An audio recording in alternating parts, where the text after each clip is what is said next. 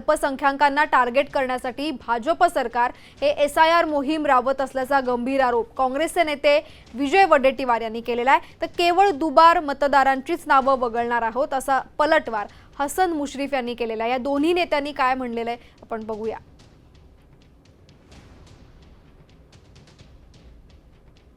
यामागे काय षडयंत्र आहे, कारण SIR जिथे जिथे पूर्वी पण SIR व्हायचे, पण या भारतीय जनता पक्षाचं सरकार आणि यांच्या मोदी सरकारने SIR करताना पर्टिक्युलर अल्पसंख्याक लोकांना टार्गेट करूनच हा SIR केला असा आमचा स्पष्ट आरोप आहे। अनेक लोकांना डिलीट अशी सुद्धा भीती आहे, त्यावर आमचं पूर्ण लक्ष आहे आणि जर असा काही प्रकार केला तर आम्ही याविरुद्ध जन आंदोलन करू आणि याचं उत्तर सरकारला द्यावं लागेल। मला काय तसं वाटत नाही, कारण मी माझ्या विधानसभेचा फार मायन्युटली अभ्यास करतो आहे।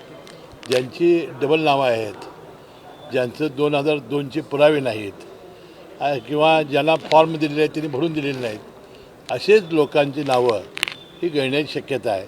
जर आपले BLA लोक जर चांगले असतील, जर जागरूक असतील, तर मला वाटते हा धोका फार वाढणार नाही आणि मला वाटते जर जागरूक लोकप्रतिनिधी हे आपापलं काम चांगल्या पद्धतीने करतात।